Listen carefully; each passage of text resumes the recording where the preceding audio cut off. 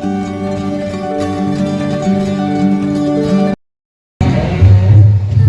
છો YouTube family, ફરીવાર આપ સૌનું આપણા નવા બ્લોગની અંદર હાર્દિક સ્વાગત છે।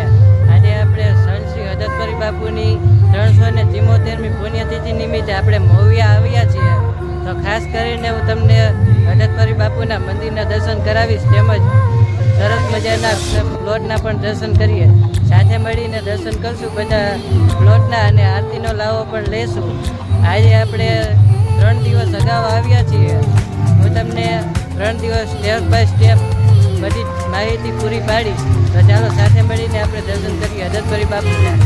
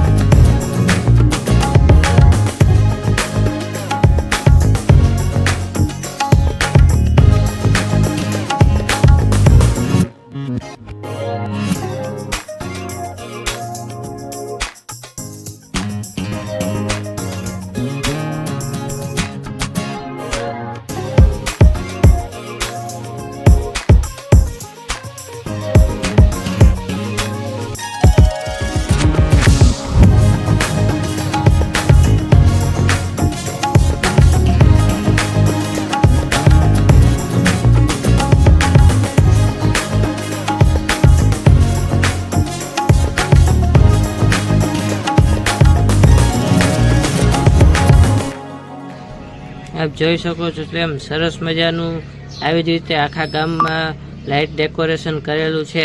આજે પણ હું તમને સરસ મજાનું લાઇટ ડેકોરેશન બતાવવાનો પ્રયત્ન કરી રહ્યો છું, અને આવનારા દિવસોમાં પણ લાઇટ ડેકોરેશન બતાવીશ।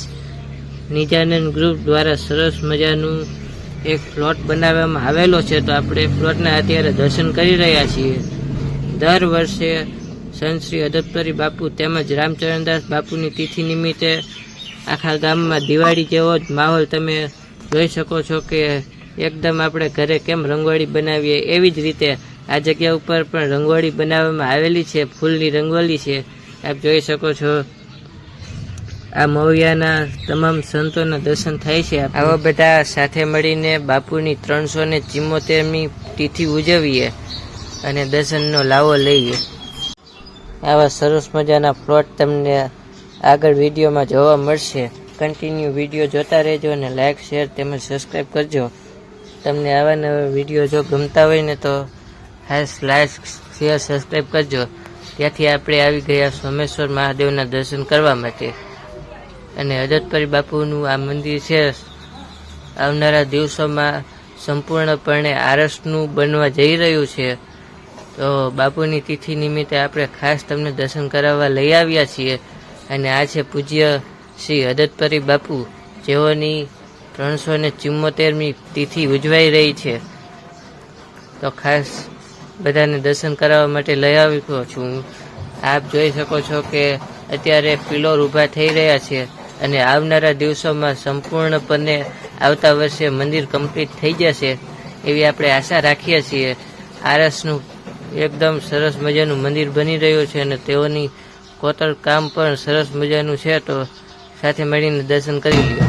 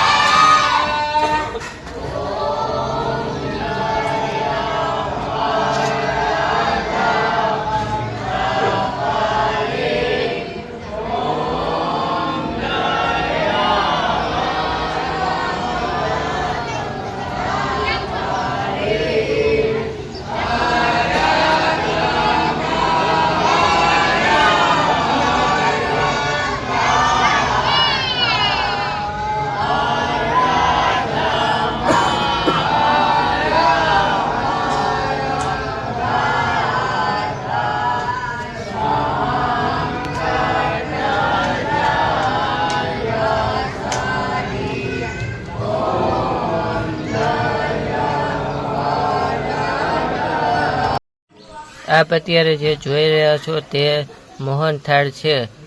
તે બુધવારે બાપુની તિથિ નિમિત્તે સૌને પ્રસાદ રૂપી બાંટવામાં આવશે. આ જગ્યા ઉપર તમને વિશાળ પ્રમાણમાં કરિયાણું તેમજ તેલના ડબ્બા એવું બધું જોવા મળશે. આ બધું વિશાળ પ્રમાણે કહેવાય ને કે બાપુની કૃપાથી આ સંપૂર્ણ કાર્ય રસોડાનું બધા જ હદતપરી ધૂન સેવા મંડળ સંભાળી રહ્યું છે અને દર વર્ષની જેમ આ વર્ષે પણ જોરદાર આયોજન કરેલું છે. અને આ છે લાડુનો લોટ. અત્યારે લાડુ બનાવવામાં આવી રહ્યા કરી લ્યો. ત્યાંથી આપણે પહોંચી ગયા નિજા યોગી ગ્રુપ મોવિયા દ્વારા સરસ મજાનું રામ ભગવાન, મહાદેવજી અને હદતપરી બાપુ ને રામચંદ્રદાસ બાપુના દર્શન થઈ રહ્યા છે. આપને બધા એકવાર પધારો મોવિયા ધામ, સાથે મળીને બધા દર્શન કરીએ, હદતપરી બાપુના અને તિથિનો લાવો લઈએ. ખાસ બધા પધારજો મોવિયા, તો તમને ખ્યાલ આવશે કે દિવાળી જેવો જ એકદમ માહોલ ક્રિએટ થઈ રહ્યો છે. તો સાથે મળીને બધા દર્શન કરીએ. ત્યાંથી આપણે સરસ મજાનો ફ્લોટ બન્યો છે તો ત્યાં આપણે આવ્યા છીએ. સિંદૂર મિશન સિંદૂર પર આ ફ્લોટ બનાવેલો છે. આપ જોઈ શકો છો કે હિમાલય આપને નજરે આવી રહ્યો છે અને બહાદુર આપણા સૈનિક જવાનો ત્યાં તૈનાત કરવામાં આવી રહ્યા છે. ક્રિષ્ના ગ્રુપ દ્વારા આ સરસ મજાનું આયોજન કર્યું છે તો બધા દર્શન કરવા પધારો. ઓપરેશન સિંદૂર ની થીમ બનાવેલી છે. એકદમ હુબહુબ એટલે કે 2 નમૂન આ બનાવેલી છે થીમ. ક્રિષ્ના ગ્રુપ પૂજ્ય હદતપરી બાપુ અને રામચંદ્રદાસ બાપુની તિથિ હોવાથી આ જગ્યા ઉપર સરસ મજાનું ડેકોરેશન કરેલું છે. આ નજરે આવે છે પરમ પૂજ્ય સંત શ્રી હદતપરી બાપુની 374મી તિથિ. અને આ કષ્ટભંજન દેવ સાણંદપુરના સરસ મજાના આપ દર્શન કરી રહ્યા છો. અત્યારે ખાસ લાઈક, શેર, સબસ્ક્રાઈબ કરજો. આપણે ખૂબ મહેનત કરી રહ્યા છીએ વિડીયો બનાવવામાં. અને હાલ દર્શનાર્થીઓ પણ દર્શન કરવા માટે આવી રહ્યા છે. આપ જોઈ શકો છો કે મોટી સંખ્યામાં આ જગ્યા ઉપર તમામ દર્શનાર્થીઓ આપને જોવા મળશે. આવનારા વિડીયોમાં પણ જોવા મળશે. આજે પ્રથમ દિવસ છે તો પ્રથમ દિવસે આપણે પહોંચ્યા દર્શન કરવા માટે. પ્રયાગરાજ મહાકુંભની 2 નમૂન થીમ આપને અત્યારે નજરે આવી રહી છે. જોકે આપણે તો ત્યાં પ્રયાગરાજ નથી ગયા, પણ આ વિડીયો દ્વારા તમને હુબેહુબ કહેવાય કે પ્રયાગરાજની થીમ બનાવેલી છે. સેક્ટર તમને જોવા મળશે. પ્રયાગરાજમાં પણ સેક્ટર 1, 2, 3 એવા 30 સેક્ટર હતા. એમ મોવિયા ધામમાં પણ 1 થી 30 સેક્ટર બનાવવામાં આવેલા છે. અને ગાડીઓ ઓવરબ્રિજમાંથી જાય એવું પણ આપને નજરે આવી રહ્યું છે. તો ખાસ દર્શન કરવા પધારજો. વચલા દરવાજે આ થીમ બનાવેલી છે. એકદમ તમે ત્યાં ગયા હશો અને તમે જોયું હશે એવું જ સેમ ટુ સેમ બનાવવામાં આવેલું છે. અને આ જગ્યા ઉપર સદાવ્રત એટલે કે રામજી મંદિર છે તેની પણ થીમ બનાવવામાં આવેલી છે. મોવિયાના તમામ સંતોના મંદિરો પણ આ જગ્યા ઉપર બનાવવામાં આવેલા છે. તો ખાસ બધા એકવાર દર્શનનો લાવો લેજો અને મેક્સિમમ લોકો સાથે આ વિડીયો શેર કરજો. સેક્ટર 21 ભજનદાસ બાપાની પણ આ જગ્યા ઉપર મંદિર બનાવવામાં આવેલું છે. એમાં જ અલગ અલગ આપને મંદિર તેમજ ઘરો જોવા મળી રહ્યા છે. અને રેલગાડી પણ આપને ઓવરબ્રિજ ઉપરથી જતી નજરે આવી રહી છે. પૂજ્ય જલારામ બાપાનું પણ આ જગ્યા ઉપર મંદિર બનાવવામાં આવેલું છે. અને આ છે પ્રયાગરાજનું મહાકુંભ સ્નાન કરવાનું નદી એટલે કે મહાસંગમ. પૂજ્ય હદતપરી બાપુની ઝૂંપડી સરસ મજાની બનાવેલી છે. અને આપને જેલ નજરે આવી રહી છે. ત્યાં સરસ મજાનો તિરંગો પણ લહેરાવવામાં આવી રહ્યો છે. એકવાર તમે દર્શન કરો એટલે તમને ખ્યાલ આવશે. વિડીયો બનાવવામાં તો મહેનત થઈ છે, પણ એકવાર તમે દર્શન કરવા પણ પધારો તો તમને ખ્યાલ આવશે કે આ કઈ રીતનું કેવી રીતે કામ કર્યું છે. આ ગ્રુપ દ્વારા ખૂબ જ મહેનત કરીને બનાવવામાં આવેલી છે આ થીમ. રાતે આપને જે વીજળીના સ્તંભો પણ જોવા મળતા હોય છે એવા જ સ્તંભો આ જગ્યા ઉપર બનાવવામાં આવેલા છે અને તેમાં લાઇટ પણ થઈ રહી છે.